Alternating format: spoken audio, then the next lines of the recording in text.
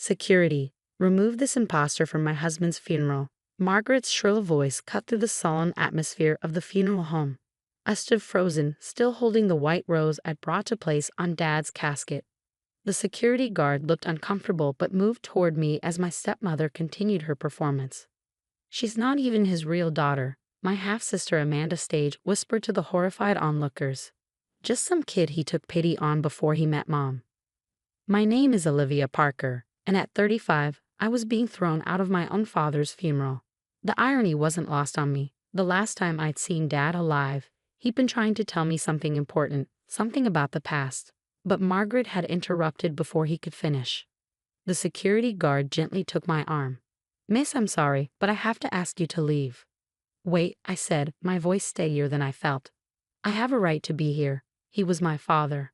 A DNA test would prove otherwise." That was my half-brother Michael smirking from his seat in the front row.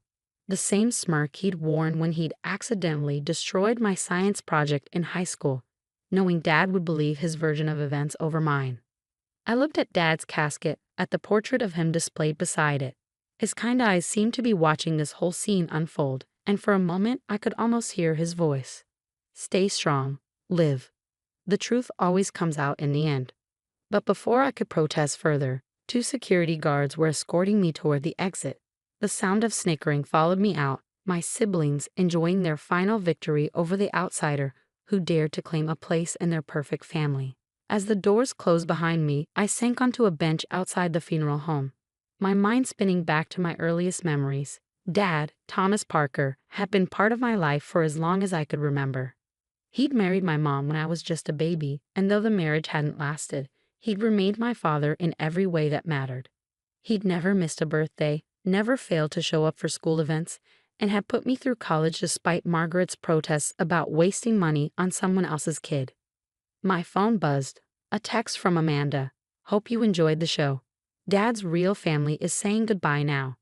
I was about to turn off my phone when another message came through, this one from an unknown number. "Ms. Parker, this is James Wilson from Wilson & Associates Law Firm.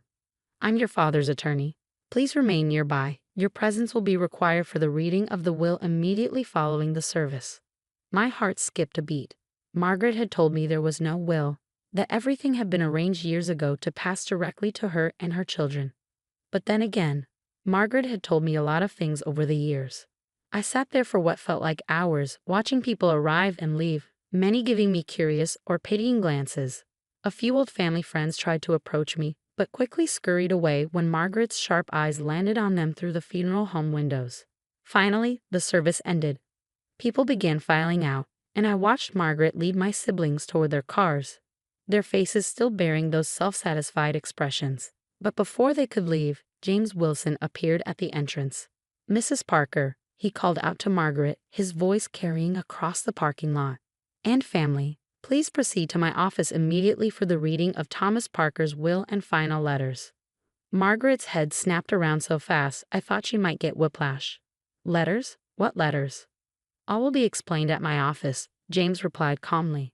Then his eyes found me on the bench. "Ms. Olivia Parker, that includes you." "She's not invited," Margaret snapped. "Any paperwork involving my husband's estate will be handled by his real family." James adjusted his glasses, looking down at Margaret with an expression I couldn't quite read. "Actually, Mrs. Parker, Olivia's presence is explicitly required by your late husband. In fact, he left specific instructions that the will cannot be read without her in attendance." The look on Margaret's face was worth every second of humiliation I'd endured that day. She opened and closed her mouth several times, but no words came out. Amanda and Michael exchanged worried glances.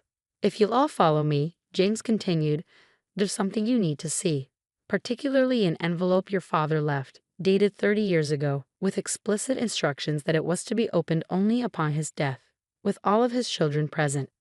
As I stood to follow them, I caught a glimpse of my reflection in the funeral home windows. Behind me, Dad's portrait seemed to be smiling, as if he knew something the rest of us didn't. Maybe he did. Maybe that's what he'd been trying to tell me during our last conversation. Walking toward the lawyer's office, I remembered Dad's words from that day. "Liv, there's something you need to know about the past, about your mother." But Margaret had burst in then. as she always did when Dad tried to have private conversations with me, and the moment was lost.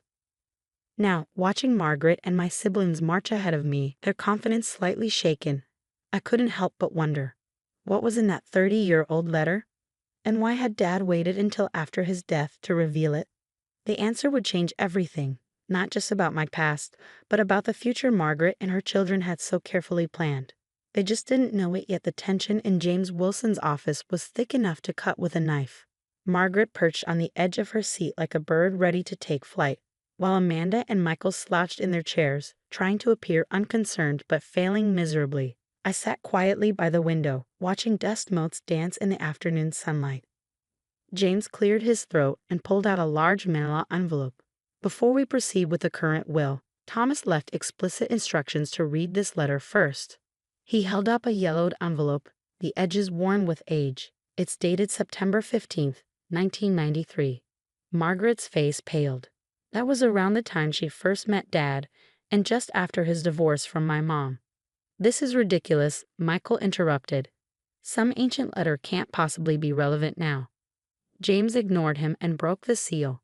The paper inside was old but well preserved, as if Dad had known how important it would be to protect these words. "My dearest children," James began reading, "if you're hearing this, it means I'm no longer with you. There are truths that need to be spoken, secrets I've carried for too long." "Oh, enough of this drama," Margaret cut in. "Just get to the will." James gave her a stern look. "Mrs. Parker, your husband's instructions were very clear. Now, as I was saying," he continued reading, "Olivia, my beautiful daughter, and yes, I mean my daughter in every sense of the word. The truth is, I didn't just marry your mother out of love for her. I married her because you were mine." The room went completely silent. I felt the floor tilt beneath me as the words sank in. "What?" Amanda shrieked. "That's impossible." But James wasn't finished. "I met Sarah, Olivia's mother, years before I publicly knew her. We were young in love, but my family disapproved. When she told me she was pregnant, I was forced to keep my distance. My father threatened to cut off not just me, but to use his influence to destroy Sarah's family business as well. I was a coward. I let her go." Tears were streaming down my face now. All those years of feeling like an outsider, of Margaret's snide comments about my questionable parentage, Dad had known the truth all along. By the time I finally stood up to my father and married Sarah, Olivia was already a year old. We tried to make it work, but the weight of our past secrets and my years of absence had created too wide a gap. When we divorced, I couldn't bring myself to tell the truth. I thought I was protecting everyone. Margaret had gone from pale to red. "This is preposterous. Where's the proof?" James pulled out another document from the envelope. Thomas included DNA test results from 1993, confirming his paternity. He also had updated tests done 6 months ago, which are included in his current will. Michael jumped to his feet. "This can't be legal." "Mom, tell him." But Margaret wasn't looking at Michael. She was staring at me with a mixture of hatred and something else. Fear. "There's more," James continued. "Sarah and I agreed to keep this secret to protect Olivia from my father's interference. But now that both he and Sarah are gone, and with my own death, the truth needs to be known. Olivia isn't just my daughter, she's my firstborn child." The implications of those words hung heavy in the air.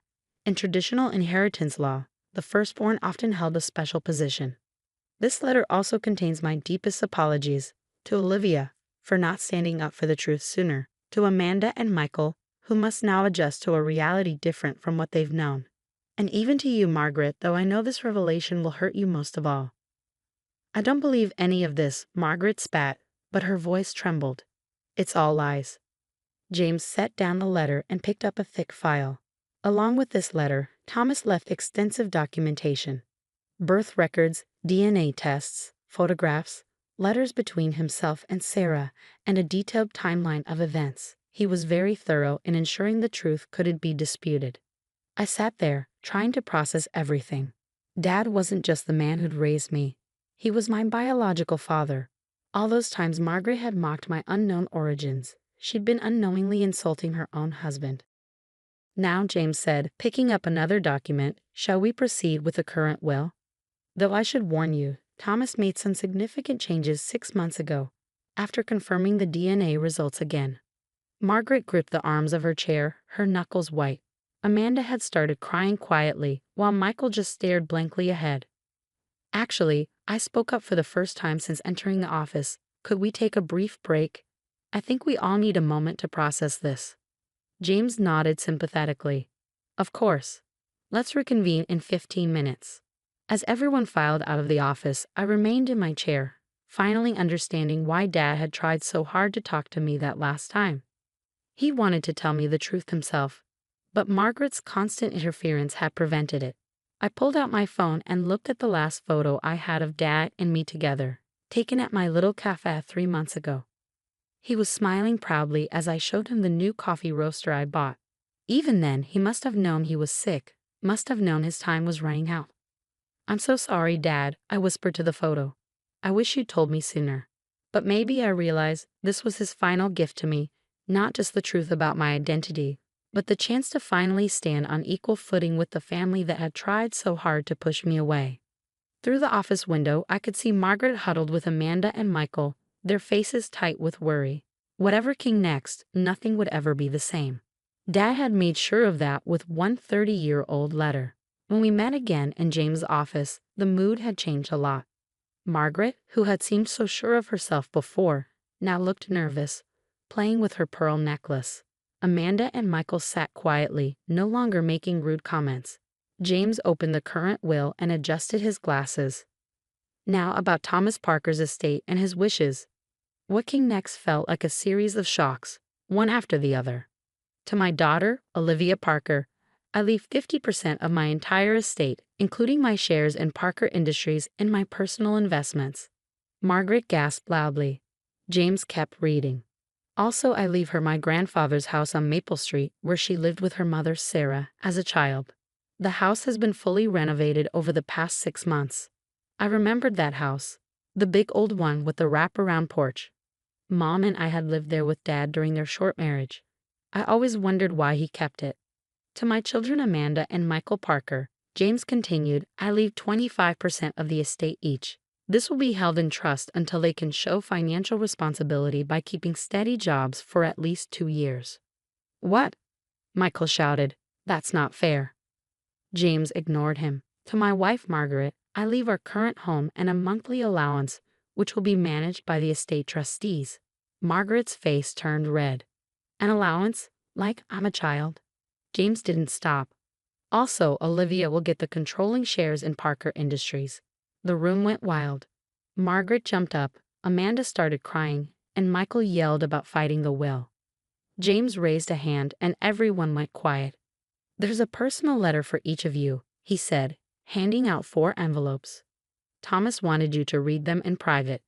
I took mine with shaking hands and waited until I got home. Sitting in my small apartment above my cafe, I opened the letter.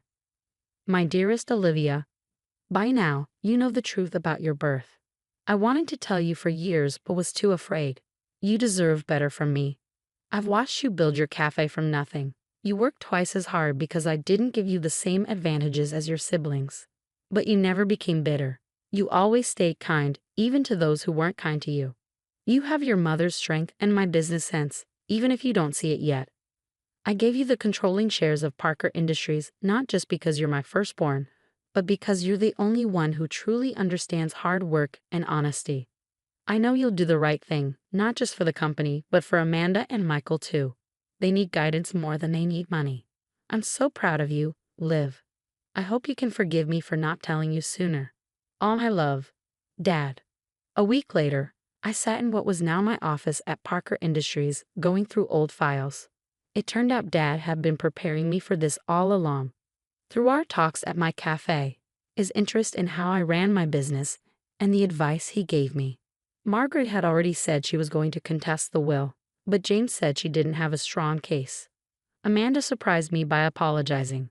She said she had always been jealous that Dad was proud of me. Michael was still angry, but he had time to figure things out while he worked to earn his share. As for me, I kept the cafe. It was my first success, and it meant a lot to me. But I also threw myself into learning everything about Parker Industries. Dad was right. I understood more than I realized. The employees remembered me from when I was little. Some told me Dad had talked proudly about how I ran my cafe and even used my ideas in meetings. One afternoon, as I walked past the big portrait of Dad in the lobby, I looked up at his kind eyes. I could almost hear him saying, "See, live.